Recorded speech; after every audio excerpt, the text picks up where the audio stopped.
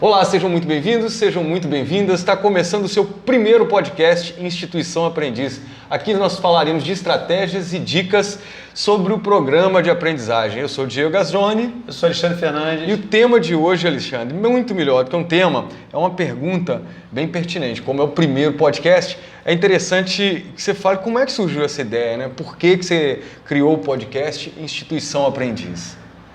Então, Diego, na verdade, a gente trabalha com programa de aprendizagem, ou mais costumeiramente, né, chamado Programa Jovem Aprendiz, há quase 15 anos, 14 anos para ser mais exato, mas ser mais preciso. E eu tenho me surpreendido muito como que um percentual tão pequeno de instituições no nosso país hoje trabalham com esse tipo de programa, trabalham com esse tipo de, abraçam esse tipo de oportunidade. O que a gente mais ouve hoje no terceiro setor são instituições sofrendo, reclamando da falta de apoio, com a falta de oportunidades mesmo, né? A dificuldade de conseguir a sonhada sustentabilidade financeira. Muitas instituições viram refém do financiamento público, né, de prefeituras, governo do estado, governo federal, ou se não, vive naquela incerteza, né, das doações, que é sempre um processo muito bonito quando qualquer pessoa, qualquer empresa abraça uma causa, sim, mas é muito incerto, né, a questão das doações.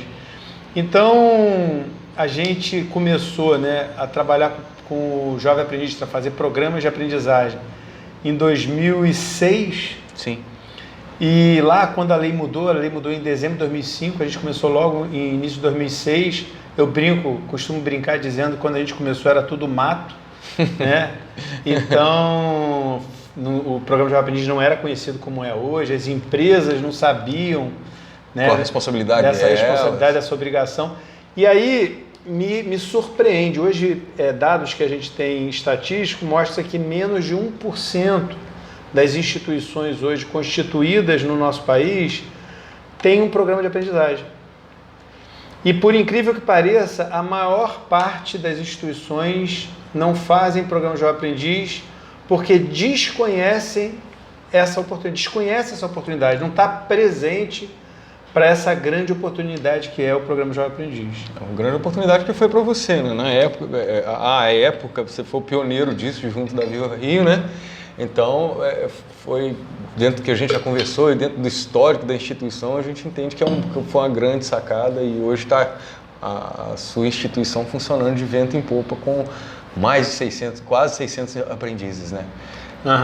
E agora, o propósito dele, eu acho que tudo tem que ter um propósito, né? E como eu te conhecendo bem, eu tenho certeza que você tem um propósito bem legal e bem direcionado para esse podcast. Então, assim, na verdade, a ideia desse podcast primeiro, deixar, né, poder compartilhar, legal, com colegas do terceiro setor, ou simpatizantes do terceiro setor, pessoas que sonham em montar a sua instituição, ou pessoas que já têm uma instituição, mas estão sofrendo nessa caminhada, deixar elas presentes para essa oportunidade.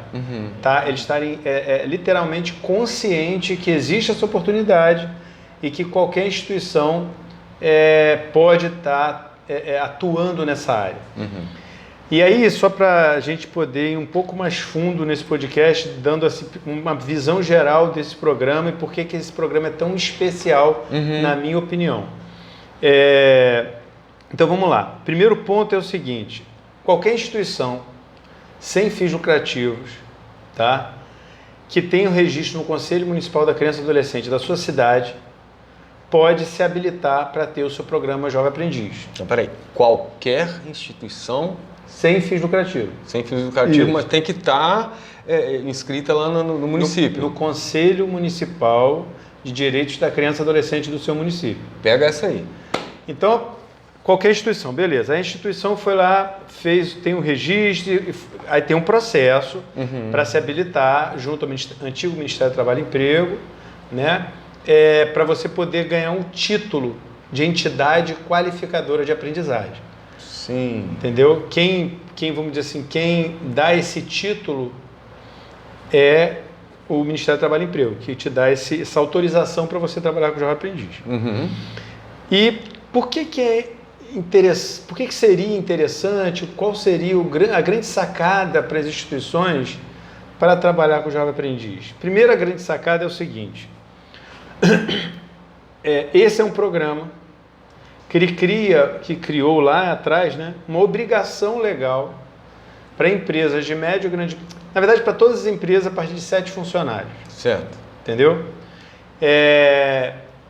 Terem uma cota de aprendizes. Então, o primeiro ponto importante é lembrar que isso aí não surgiu do nada, não brotou na terra. É uma obrigação legal que as empresas têm que cumprir. Então, a Lei 10.097 de 2000 criou instituiu, né, o programa Jovem Aprendiz. Uhum. Na verdade, voltando um pouquinho no tempo, a lei surge em 1942, que era a Lei do Menor Aprendiz, quando surge o SENAI. Serviço Nacional de Aprendizagem Industrial. Sim. Naquela época, a lei era uma adoção pelas empresas, era uma adoção voluntária, era facultativa as empresas terem ou não terem. Uhum. Tá? Lembrando que na década de 40 o Brasil vinha para um processo de industrialização. Gigantesco, por sinal. Né? Exatamente. Então o que acontece? Década de 40, década de 50, até meados da década de 60, as empresas precisavam muito formar mão de obra, porque o Brasil era um país rural, era um país agrário, né, de uma maneira muito rudimentar, e veio um processo de industrialização. E aí, com isso, era necessário criar mecanismos para poder profissionalizar as pessoas para poder trabalhar na indústria. Lembrando que naquela época a indústria não era tão automatizada como é hoje.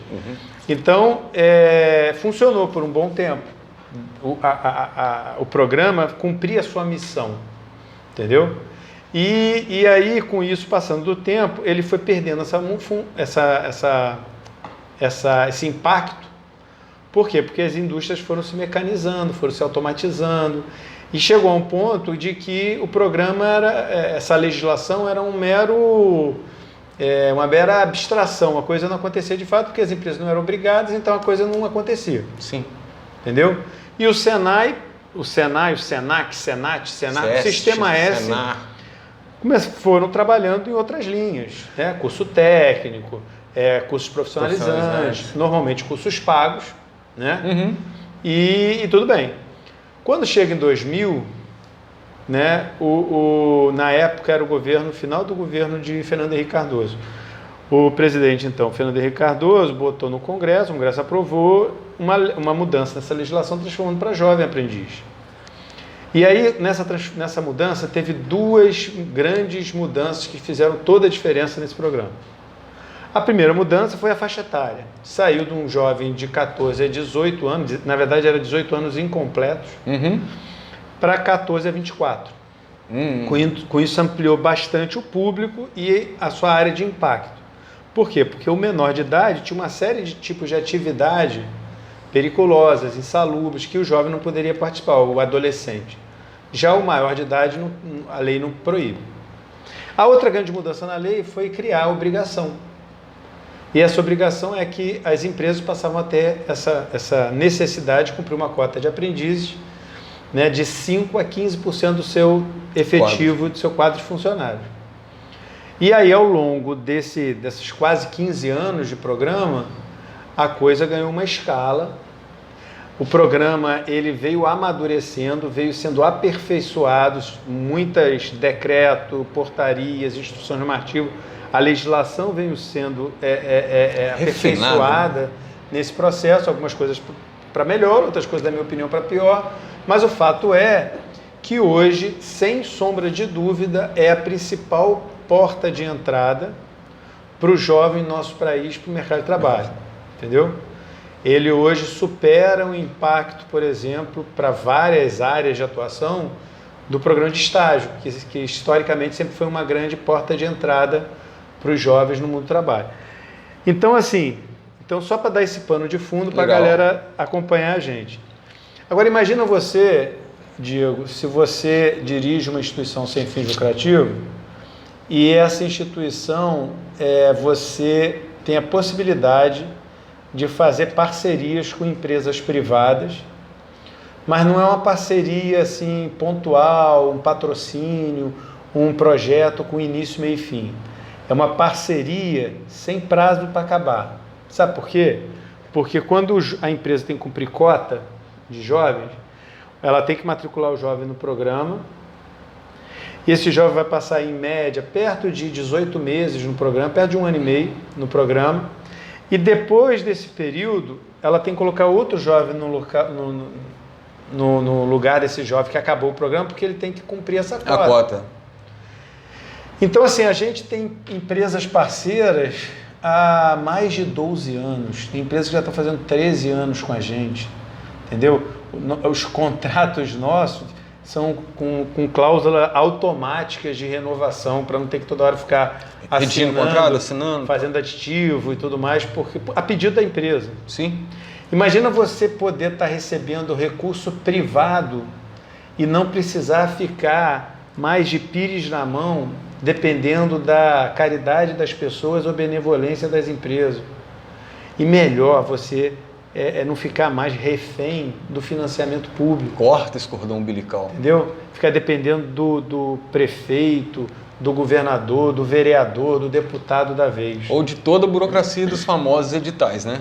Exatamente. E os editais, que também, né, aí existem editais e editais, mas não é o tema desse podcast.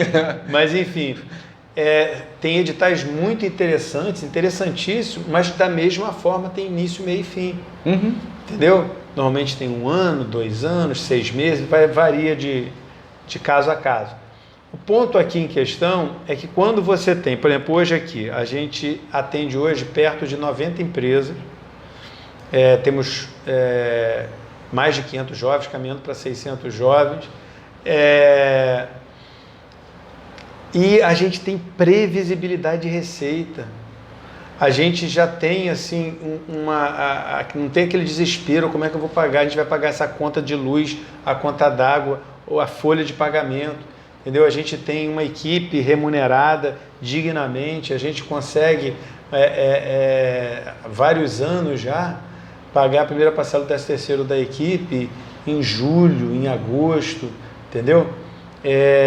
Que na verdade é muito bom para aquela equipe que está recebendo já um fôlego no meio do ano, uhum. E para a gente também, porque a gente não fica com aquele peso de fim de ano, que é sempre pesado para qualquer organização. Sim, que acumula, né, férias, 13º, enfim, tanta coisa, tantas obrigações. Então, assim, eu na verdade, vamos dizer assim, eu sei vou falar aqui em off para você. Tudo bem, vamos bem particular, que ninguém nos ouça. Ninguém está ouvindo. Que existe uma série de grandes e influentes organizações que gostariam muito que esse tipo de oportunidade cada vez mais fosse pouco acessível para pequenas e médias instituições do país inteiro. Tem grandes instituições que querem, vamos dizer assim, o bolo só para eles. E eu não acredito nisso. Eu acho que a grande força do terceiro setor está na sua generosidade, está na sua solidariedade. O Brasil é um país imenso, dimensões continentais, né? Com cidades de todos os portes, de todos os tipos de características, de especificidades, né? Jovens que precisam e clamam por oportunidades no país inteiro. Então a gente resolveu, né, fazer esse movimento. A ideia, o processo foi esse. De repente, eu me dei por mim que tinha tantas instituições fechando no Brasil inteiro, ou sofrendo com a falta de apoio no Brasil inteiro, e a gente aqui já está há muitos anos numa situação bastante confortável, entendeu? E a aí, ideia talvez seria democratizar esse conforto, dissipar isso pelo Brasil inteiro e ajudar jovens e organizações que precisam se sustentar. Perfeito. Então, assim, a ideia é de democratizar, é poder pelo menos que quem está nos assistindo esteja presente para esse tipo de oportunidade. O programa Jovem Aprendiz é um programa que ele pode ser acessado, pode ser construído. Ah, Alexandre, mas é fácil, é difícil? Olha só, fácil, difícil é muito relativo, né? Você pega o Oscar, lembra? Monsanto, do basquete? O Schmidt, do basquete. Oscar Schmidt. Então, para o Oscar fazer uma cesta de 3 pontos, de repente é fácil, né? Para o Diego, de repente é difícil. Então, isso é muito relativo, isso depende muito, né, da vocação da instituição, mas, assim, lembra sempre que normalmente tem um ditado que fala que talento eu não lembro direito, mas é algo que fala assim, 90% de inspiração, não, 10% de inspiração e 90% de transpiração. E aí tem uma coisa, me corrija se eu estiver errado, mas aí vem de encontro com os objetivos do podcast Instituição Aprendiz, que é a orientação para esse processo. Para o que está aparentemente difícil, tornar-se mais leve e fácil. Exato, a gente quer jogar luz nessa oportunidade, a gente quer deixar claro, né, que, vamos dizer assim, com muita humildade, a gente poder educar quem hoje ainda não conhece esse tipo de possibilidade, esse tipo de oportunidade, ter consciência dessa oportunidade, estar presente para todas as vantagens, desvantagem, sempre tem, né? Se você forçar ali, você vai achar alguma desvantagem. Mas o ponto principal é o seguinte, é um programa que ele é financiado por empresa privada. Então, por exemplo, a gente não tem que prestar conta a Tribunal de Contas, a uma caneta, Público, formulário amarelo, verde, vermelho. A gente não tem que, por exemplo, que é diferente, que não é que nem convênio público que você faz, que você sangra ali em cima daquilo trabalhando pela instituição, e se você fez uma gestão muito eficiente, de repente sobrou algum recurso daquele convênio e você tem que devolver. Nesse caso não. A sobra que tem do programa, a instituição pode reinvestir em outros projetos. Olha que legal. Entendeu? Então, assim, você não precisa ter uma atividade exclusiva com o Jovem Aprendiz. Você pode ter várias atividades distintas, entendeu? Que conciliando essas atividades. Eu acho que uma grande, e talvez até valha como um tema de podcast, é que uma grande virtude do terceiro setor é você poder trabalhar com programas e projetos. Então você citou o Viva Rio, né? Hoje eu dirijo a Viva Lagos, em Macaé, mas eu sou egresso do Viva Rio, que fica no Rio de Janeiro. O Viva Rio é um exemplo clássico disso.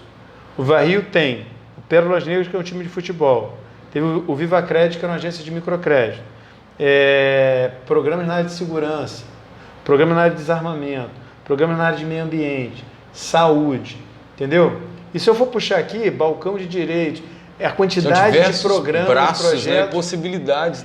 A instituição começou a trabalhar por áreas. Então lá na instituição tem uma área, aí é uma instituição grande, tradicional, tem mais de 25 anos e tudo mais, mas eu estou querendo dizer o seguinte, nada te para.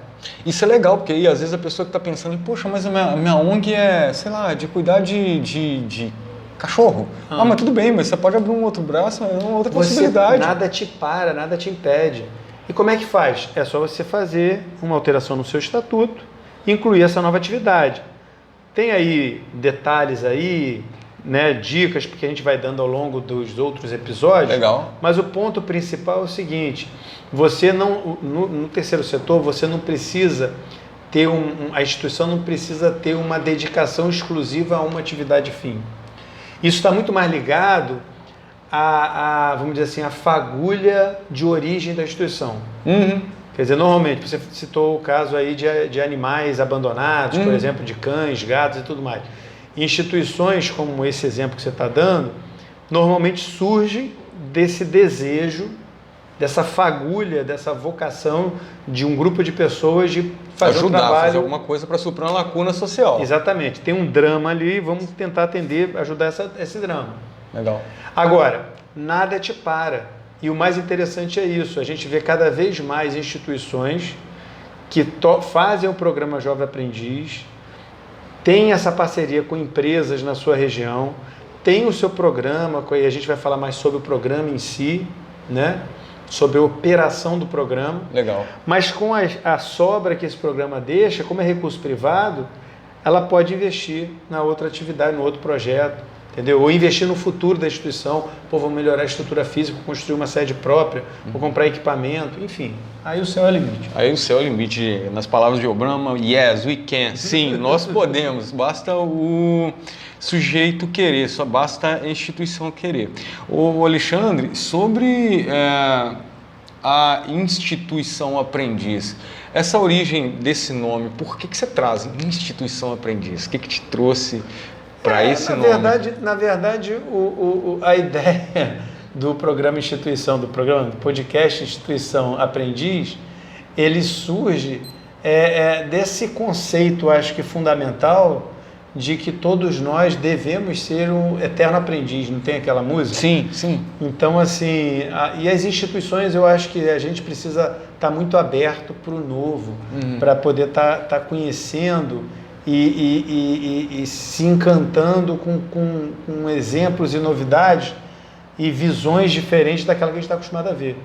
Eu quero dizer para você uma coisa, que eu acredito muito, eu gosto muito de sabedoria popular, você sabe disso, e tem um ditado que diz que quem sabe a quentura do fogo é o fundo da panela, entendeu? Então, assim, a gente realmente se mexe, se move, sai da nossa zona de conforto quando a gente é obrigado a fazer isso. Se você está numa situação hoje confortável, você fica ali onde é quentinho, é seguro, é confortável, é zona de conforto.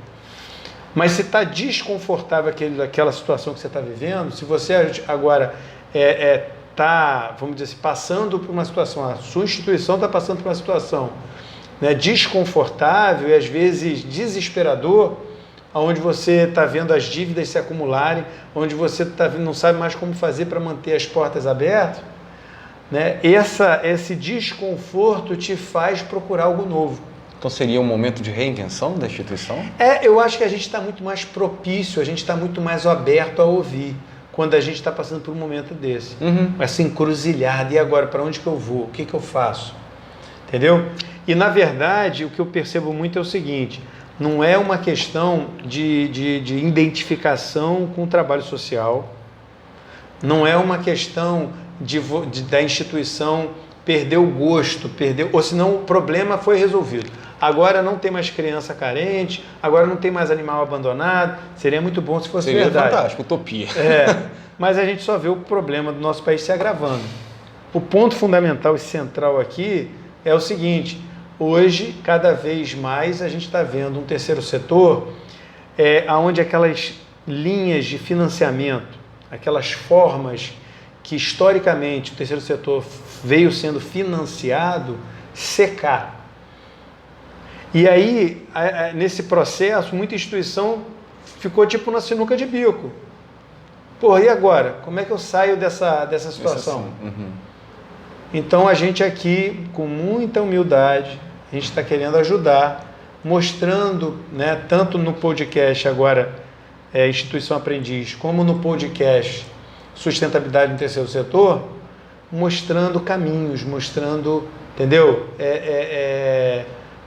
Ou meio provocando as instituições a pensar fora da caixa. E assim, numa perspectiva maior, você acredita que isso aqui pode ser a criação de uma grande comunidade de troca de experiência? Eu espero que sim. Eu espero que sim. Na verdade, assim, eu sinto que as pessoas, de uma forma geral do terceiro setor, a gente troca com muita gente pelas redes sociais, se sentem muito desamparadas, se sentem muito sozinhas, entendeu? É aquela coisa meio de você tá numa né, cumprindo uma missão, né, que tem e aí que é interessante. Quando você tem um negócio, você tem uma empresa, né, independente da área que você esteja atuando, você tem uma finalidade lá na frente que é dar lucro. Você investiu um capital, você investiu trabalho, você investiu dedicação você quer atender bem os clientes e com isso pagar os impostos, pagar os despesas, não sei o que, no final você ter lucro, para você ter qualidade de vida para você, para sua família, aquela coisa toda. E não tem nada de errado com isso. Tá tudo perfeito. Bem, tá tudo bem. O ponto aí é que é o seguinte, no terceiro setor, o que faz a gente continuar lutando não é o resultado para si, é o resultado para o próximo. É muito louco isso, porque a gente vive às vezes, eu vejo instituições que fazem um trabalho assim, fantástico, você citou o caso aí de animal abandonado, de Sim. cachorro, cão, você vê a dedicação, a vocação que a instituição tem para essa missão, para atender essa missão, e faz isso com todo carinho, todo carinho, fabuloso todo trabalho. Né? Mas o que acontece? Vai perdendo o gás, vai desanimando o sentimento de falta de apoio, de falta de retorno da sociedade. A nossa sociedade hoje, Diego, na minha opinião, está muito machucada com toda essa crise infinita que a gente está passando, muita briga política, foi tensionando os extremos, entendeu? Uhum. E a gente vai perdendo, vamos dizer assim, a perspectiva do essencial. E aí, no nosso caso, que é terceiro setor, é a gente cuidar do próximo, independente de qual é a missão que você está trabalhando. É isso aí, gente. Conversei aqui com o Alexandre Fernandes no nosso podcast Instituição Aprendiz. Te esperamos no próximo. Muito obrigado. Valeu!